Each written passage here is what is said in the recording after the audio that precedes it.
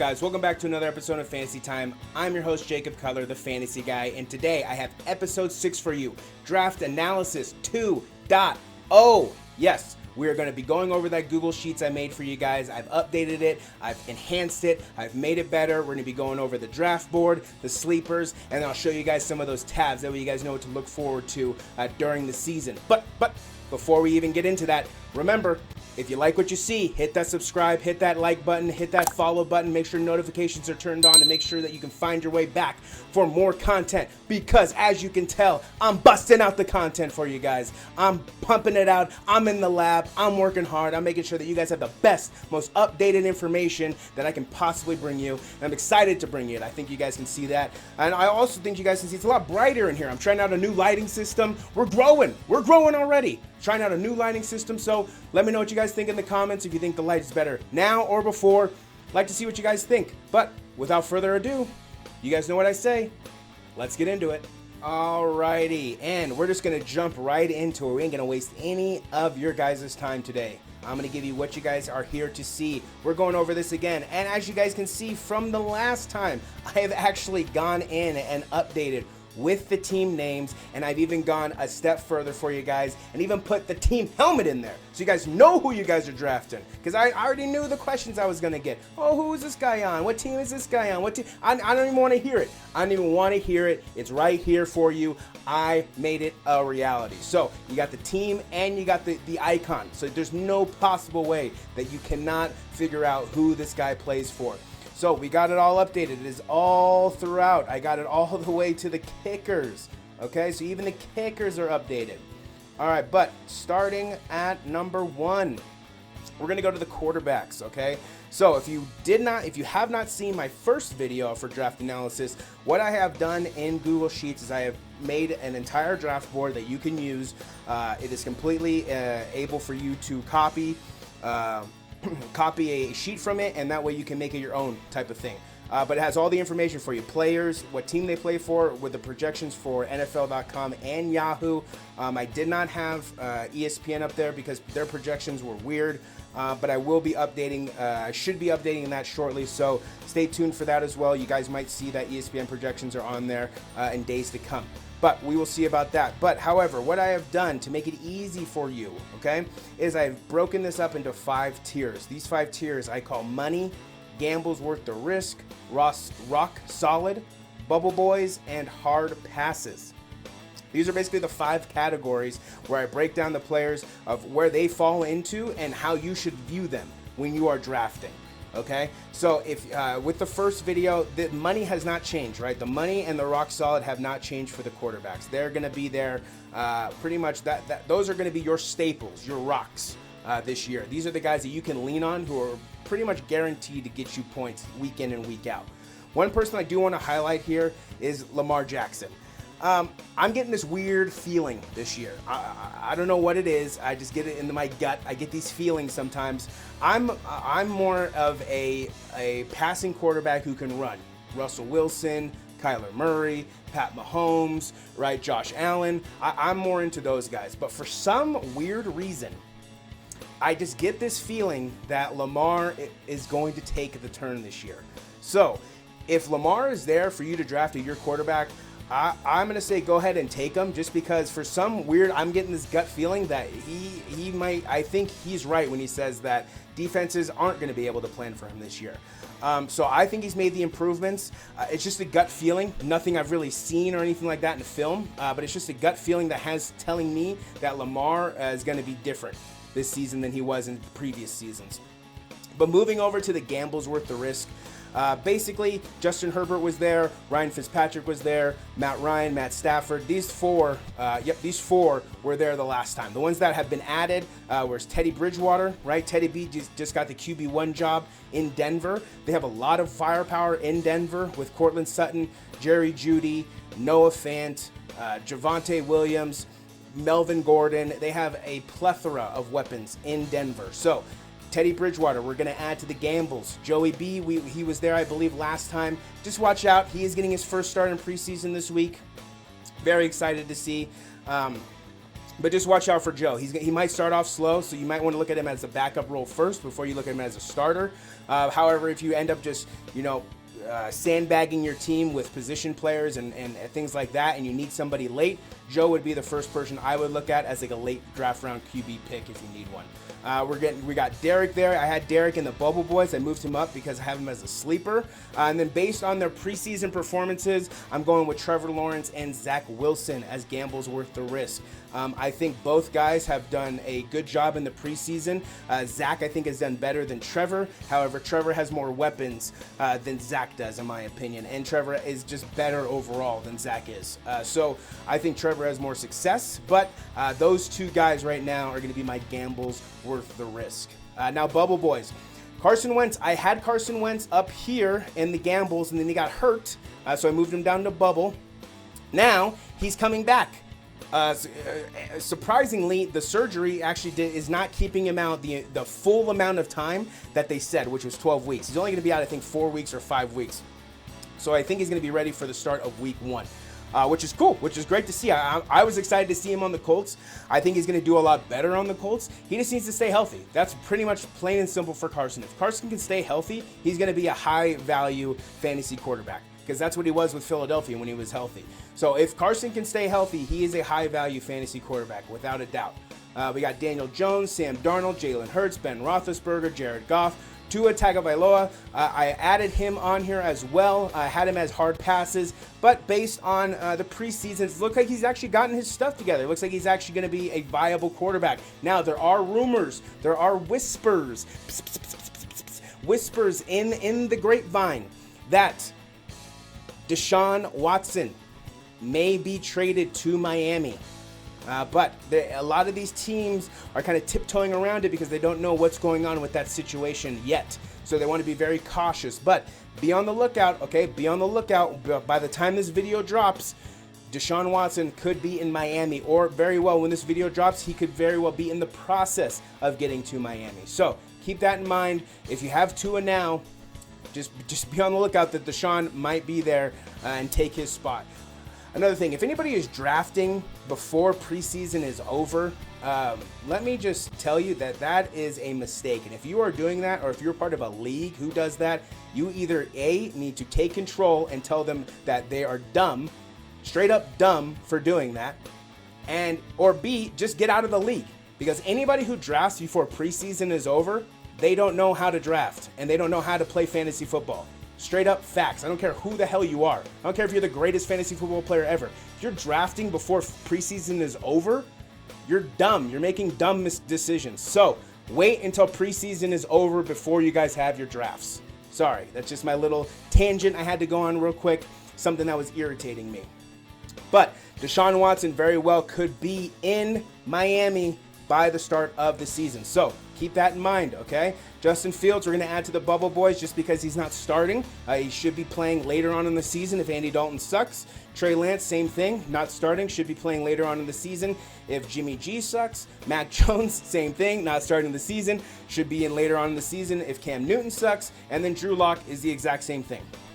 Not starting the season, lost the QB1 job to Teddy Bridgewater, but if Teddy struggles, Drew Lock is there. And those preseason performances, they were pretty sharp. So watch out for Drew Lock if he's there late. Hard passes, we still got Kirk Cousins. Sorry, Kirk. We still got Taysom Hill. Jameis Winston. Jameis won QB1, but I have no faith in Jameis. I'm sorry. I don't care what quarterback he's turned into. Okay? 2 years ago, before he was on the Saints, he was on the Bucks. He led the league in touchdowns. He also led the league in interceptions. If he was able just to lead the league in touchdowns, he would have been the best fantasy player that season. But because he matched his touchdowns with his interceptions, he was just mediocre. You can't have that. Now, it looks like he may have cleaned it up.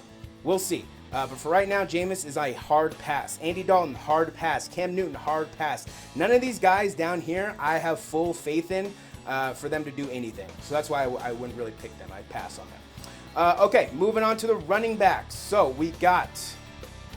the money is the same. We got Derrick Henry, Alvin Kamara, McCaffrey, Jones, Cook, rock solids. We got Chubb, Eckler, Elliott, and Barkley. That's not changing. Those guys pretty much should be your first or second picks in the draft. No real question there. Make sure you guys have at least one of these guys on your team in order to have a successful season. Moving on to the gambles worth the risk. We got Swift, Taylor, Harris, Gaskins, Robinson, Mixon, Gibson, Williams, and Dobbins.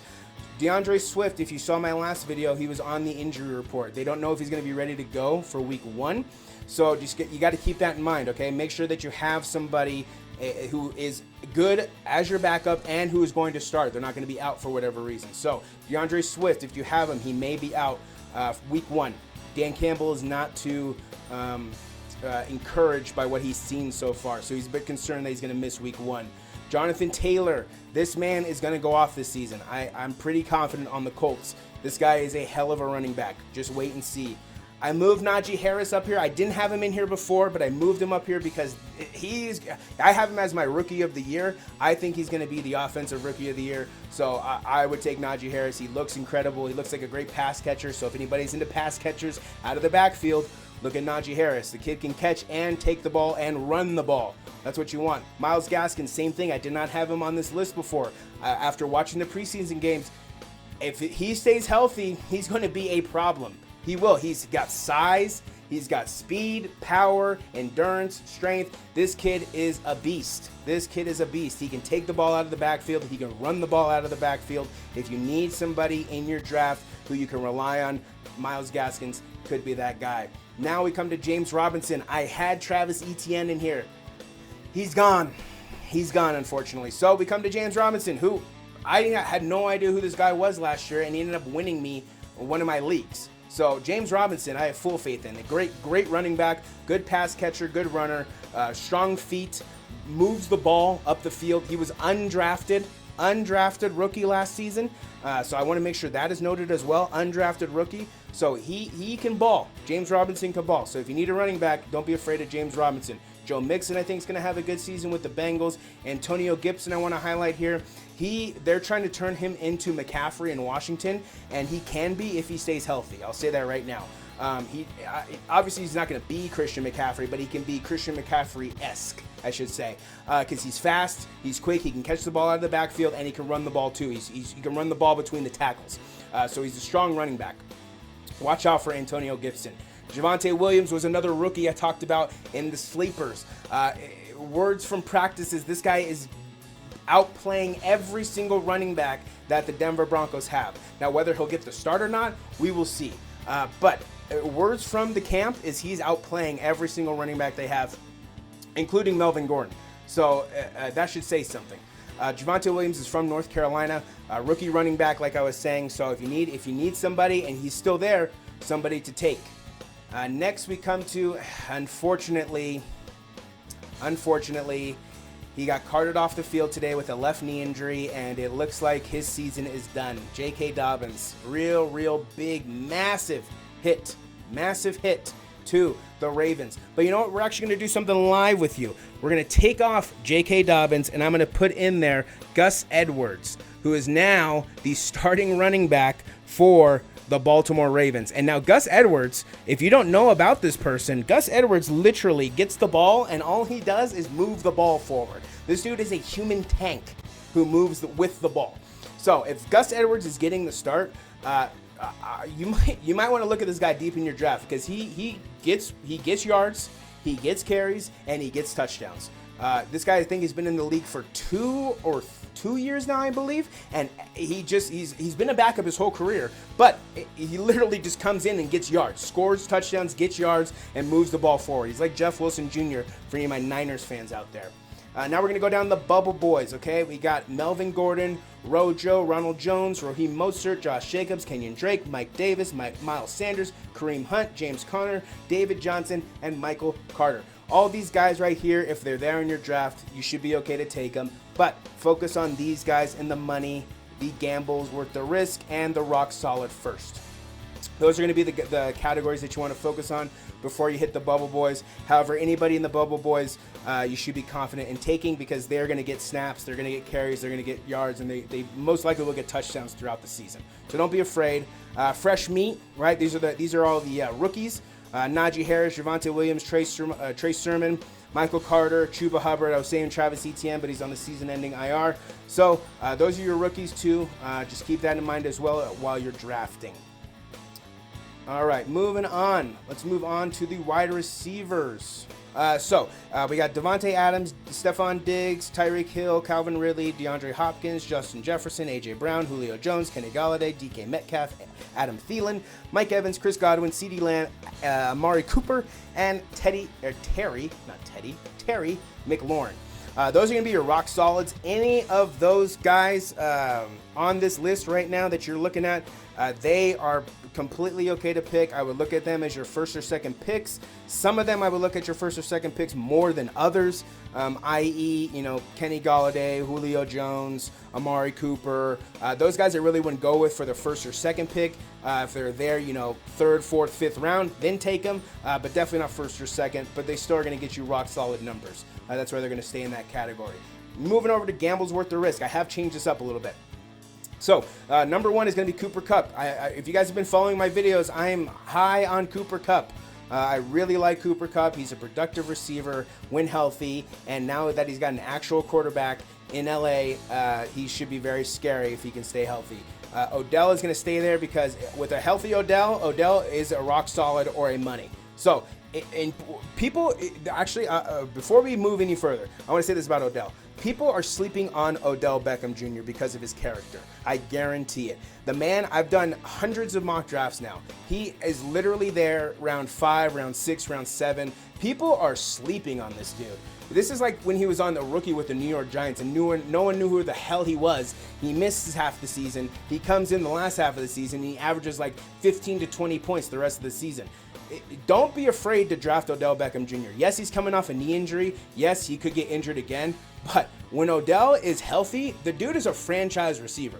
So for all those people who are skeptical or are hating on Odell, you're ridiculous. Seriously, ridiculous. So Odell Beckham Jr. we're going to keep there. Courtland Sutton, I move. Courtland Sutton, pay attention to Courtland Sutton, people. Jerry Jeudy is there in Denver, but Courtland Sutton seems to be the man who makes all the big plays and gets all the big plays. So watch Courtland Sutton. Marvin Jones, I got there as well. MJ is going to be good for Trevor Lawrence. If you've seen the last episodes, and I've shown highlights of Trevor with Marvin, that connection is strong already. So that connection, watch out for it all season, because Marvin Jones will be that security blanket that Trevor needs. I can guarantee that. The veteranness of Marvin Jones will help the rookiness of Trevor. Brandon Ayuk reports out of camp was this guy is the number one receiver in San Francisco, and he's going to be. He looks like it. We haven't seen much of Brandon Ayuk in preseason, which is fine, but we will during the season, obviously. And he's going to be the number one receiver with Deebo Samuel. Deebo just gets injured, and Brandon Ayuk seems to be that more. He's just there more. He plays more downs. He plays more games, it seems like, and he's just more of a gamer. So it looks like Brandon Ayuk is going to be the number one receiver in San Francisco. We come into the Pittsburgh receivers. So I was talking about the Pittsburgh receivers in the first one. The Pittsburgh receivers, they all have potentials to be rock solids or money. But what happens is they have a good start, right? They'll start, weeks 1 through 5, amazing. They'll look like the greatest receiving core in the world. And then the last half of the season, they'll right off a cliff and just go nowhere. So they're all gambles in my mind. I wouldn't really rely on any of those guys. So if they're there, take them. If you need somebody, take them. Just realize that you are taking more of a gamble. Curtis Samuel, injured, coming back from a groin injury, should be healthy by the start of the season. Not too positive. Ron Rivera feels that he'll be ready by the start of the season. However, when Curtis comes back, Terry McLaurin and Curtis are that's a good 1-2 punch to have. You have Terry on the left side, Curtis on the right side. Curtis on the left side, Terry on the right side. It doesn't matter what side they're on. You literally have two spring chickens just darting down the field, waiting for Fitzpatrick to feed them the ball. And let me tell you something. Ryan Fitzpatrick has nothing to lose. Nothing. This man has zero to lose. He's like Shane Falco from The Replacements. Absolutely nothing to lose. So he's going to throw the ball until I'm sure his arm falls off or Ron Rivera takes him out of the game. So just be prepared for a lot of passes in Washington, a lot of high-flying plays, I believe, and be prepared for a lot of scoring, in my opinion. Tyler Lockett, solid receiver. He's been a solid receiver his entire career. So Definitely a good option to have. If you need somebody, he will get you points, guaranteed. Jalen Waddle I added. He's the rookie from Miami. He looks good. He looks like he's going to be the main focal point of that offense because Devontae Parker, who knows what happened to Devontae Parker? He never filled into what people thought he was going to fill into. It is what it is, I guess. Let's focus on Jalen Waddle. I think Jalen Waddle has a much better season than Devontae Parker, so I would go Jalen Waddle for sure. Corey Davis is another one I added. Watching this preseason with Zach Wilson and Corey Davis, that is going to be his guy. He's going to look Corey Davis at number one every single passing play this entire season. I guarantee it. That is his guy. That is his security blanket. And so when you can get a quarterback security blanket, you are in for a lot of points because that person mainly is going to get all the catches, all the yards, all the receptions, and all the touchdowns. That's what you want. That's what you want. We're going down to the bubble boys. So we got Jerry Jeudy, Mike Thomas, New England receivers, Jamison Crowder, Emmanuel Sanders, Cole Beasley, Robert Woods, T.Y. Hilton, Jamar Chase, and Devontae Smith. Real quick, just to touch on some of these guys. Jerry Jeudy in Denver. Been talking about Denver this whole time. Solid. I can definitely rely on Jerry Jeudy. Nothing wrong with that. Michael Thomas. Who the hell knows where Mike Thomas is? Can somebody tell me where this guy is? This dude was elite 2 years ago. Then he gets hurt last year, and then Drew's gone. So now he wants to throw a little bitch fit and not be like with the team. I don't know. Where Michael Thomas will probably end up somewhere. I don't think he's going to be with the Saints. I don't really like his attitude right now. He may be hurt, but he still has a shitty attitude about what's going on. So just Michael Thomas, you may need to skip over until we figure out what the hell is going on with him. New England receivers, that one's pretty easy. Until you can get an actual staple with that team, I would just stay away from them, honestly. Jacoby Myers looks like he's going to be the only one on New England who produces. So maybe I'd just taken out the New England receivers and putting Jacoby Myers there for Bubble Boys. That's what I might do. But New England right now, Jacoby Myers, like I just said, is probably the only one who deserves any recognition, some sort of recognition, I should say. Cole Beasley, nothing really too much about fantasy, but he did just come off the COVID-19 list. I had him on the COVID-19 list for my injury report in the last episode. He is off, he is clear, he is good, so he will be fine for the start of the season. T.Y. might move into those gambles if it is confirmed that Carson is playing week 1. If T.Y. has a quarterback, this man is a gamble, borderline rock solid. I love T.Y. T.Y. has the greatest touchdown celebration ever. Any person who can spell their names with your arm is dope. So T.Y., if Carson is confirmed starting, definitely pick T.Y. Hilton, guaranteed. Jamar Chase, he's having a bunch of drops. Did have him up here in the gambles worth the risk because I thought he would be a little bit more solid. But at the start, he's dropping the ball a bunch, like easy passes, like right to him. He's dropping the ball. It's not like out of the way and stuff like that. He's dropping passes. So the rookieisms, the rookiness is hitting him full effect right now. Let's wait for him to break that mold. Let's wait for him to come into his own as an NFL receiver, and then you can focus on getting him probably a mid-season pickup, late-season pickup. Some people may draft him. It's fine if you do, but just know right now he's not having the best camp. Now we move on to Devontae Smith. Oh, I did not have Devontae Smith on here before last time either because he was injured, so I was kind of worried about that. He's fine. He's good to go. He did have his first debut with Philadelphia last week, and he was solid. He was catching passes, running the ball up the field, so he looks good. So Devontae Smith, barring that he can stay healthy, is a bubble boy and definitely someone that you should look into. Hard passes with receivers, it's pretty simple. It's just one group. It's just the Texans receivers. Who the hell are the Texans receivers besides Brandon Cooks? I don't even know who's on the Texans anymore. So I don't even know who Deshaun's going to pass it to, even if Deshaun is going to pass them the ball. I don't even know who their backup is. That franchise is in shambles. Jesus. All right, let's move over to the tight ends. Tight ends are staying the same. The only thing that changed here is the gambles. The gambles are the only thing that changed here. So what changed is we got Eric Ebron, Logan Thomas, Dallas Goedert, and that is it. But I moved Jonnu Smith down, I believe. Jared Cook is going to be my number one gamble worth the risk. He's going late in drafts, which is really good to see. So that's a little mental note to make to yourself. Jared Cook going late in drafts, going to be solid. Okay? Eric Ebron, same thing, going late in drafts, going to be solid. Logan Thomas, I talked about him on my last video. I'm really high on Logan Thomas, and last season apparently he was the most improved tight end.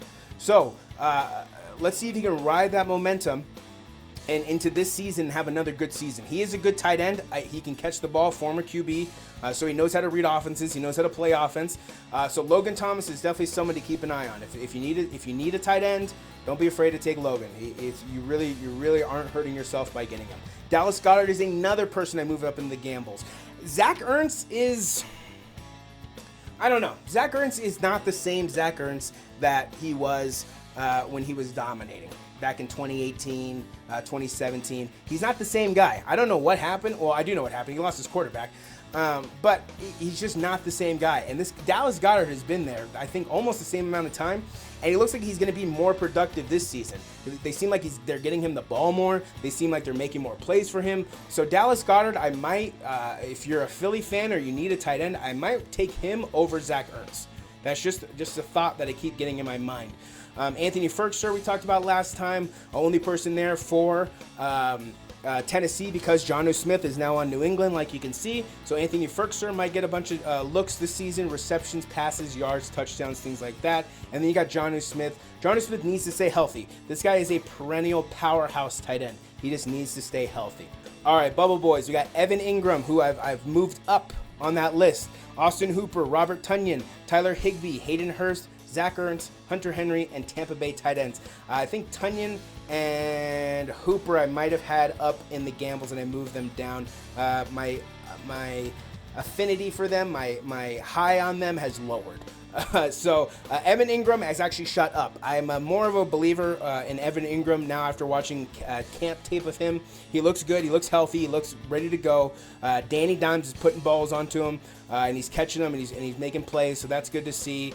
Austin Hooper I moved down. Robert Tonyan I moved down. I don't know. Just these guys up here, and just with the how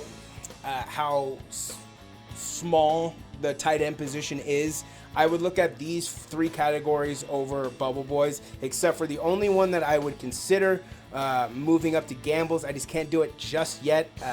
Would be Evan Ingram. Evan Ingram would be the only one that I would move up to the gambles worth the risk. It just, to me, I can't do it right now. I need to see just a little bit more from him, and then I can make that move. But right now, Evan Ingram, I'm going to keep at the Bubble Boys. Defenses I don't believe have changed. Let me see. Quick look. No, defenses have not changed. The only defense that did change was the Denver Broncos. The Denver Broncos defense looks nasty. Okay, the Denver Broncos defense looked nasty. They've had a good preseason. Preseason isn't the end-all, be-all, of course. There's teams that go 4-0 in preseason and then 0-16 in the season, i.e. the Cleveland Browns. But it is a good bar. It's a good bar setter to where you think your team is at, and they can either go above that or below that. So I think preseason's that good bar setter, and Denver has definitely set the defensive bar high. They are good defensively. They get after the ball. They know how to sack the QB. They know how to force fumbles, and they know how to play defense. So watch out for the Denver defense. Another defense I want to highlight here real fast is where are they? The New Orleans Saints defense. The New Orleans Saints defense against the Jaguars was ferocious. And I'm sure it was the first team, and I'm sure it was the second team. That defense looked nasty. So, New Orleans defense might be the steal this year. Keep that in mind. That might be literally the only thing that keeps the Saints in playoff contentions is that defense. So, keep that in mind when you're drafting defenses. Moving over to kickers. Nothing really here for kickers per se. The only thing is Rodrigo Blankenship has won the job in Indianapolis, so he is now the full-time kicker there. Young Waku is going to be kicking in Atlanta again. Tyler Bass is going to be kicking in Buffalo. Harrison Butker in KC, and Justin Tucker in Baltimore. All those guys, all those money guys, you can definitely rely on. Jason Sanders is another guy. He's like the only guy that's like in between the money and rock solid. Just because he's on the Dolphins, that's all. He was the best kicker last season, but it's just because he's on the Dolphins. Other than that, that is it. That is the draft board. Pretty simple. One thing I do want to show you guys real fast before we end this is I just want to show you guys the sleeper tab. So the sleepers tab is here, and this is what I went over in my sleepers video, okay? So it has all the information, has all the sleepers, the 5 quarterbacks, 10 running backs, 10 receivers, and 5 tight ends. And then it has my honorable mentions. The only thing that has changed with this is Logan Thomas has been added to this list just based off the performances I've seen in the preseason. I really like Logan Thomas on this list. And the other person that has been added because of Travis Etienne's injury is Chuba Hubbard. Chuba Hubbard I've added on here just because of Travis Etienne's injury, and all the preseason videos of Chuba have been dominant, have been really good, really solid. So Chuba Hubbard's another one that we're adding to the sleepers.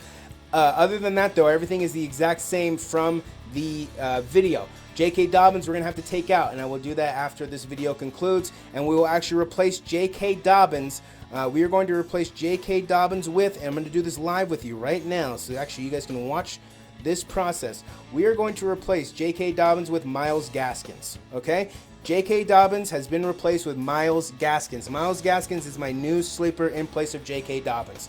So, if you need a running back and you want to be ahead of your opponents, Myles Gaskins is someone that you can look into. But, other than that, that's all I have for you today. I hope you guys enjoyed Draft Analysis 2.0. I hope you guys enjoyed this video. If you did enjoy this video, remember to subscribe, like, comment, share, follow. You can follow me on YouTube at Fantasy Time 2021. You can follow us on Twitter at Fantasy Time 2021. You can follow us on Facebook at The Fantasy Guy 2021, with the page being Fantasy Time 2021.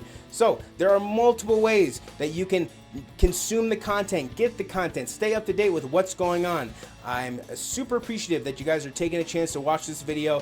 I'm happy that everyone was checking out Draft Analysis 1.0. This is Draft Analysis 2.0. I hope this helps. I hope this is a little bit more informative. I hope this is a good build off of the first video, just to kind of go over, you know, what changed, what has changed. There's people have been injured, people have moved up, people have moved down, as you guys can see. So I just wanted to cover that with you guys. And again, make sure that you guys like, follow, share, subscribe, do everything you can to pass this content along. And my number one tip, don't draft before the preseason is over.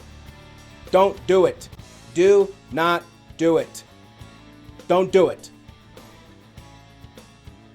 Okay. But with that being said, you know what show it is. It's Fantasy Time. I'm your host, Jacob Cutler, the Fantasy Guy. Super appreciative of you guys taking the time to watch this. Until the next video, Jacob Cutler is out.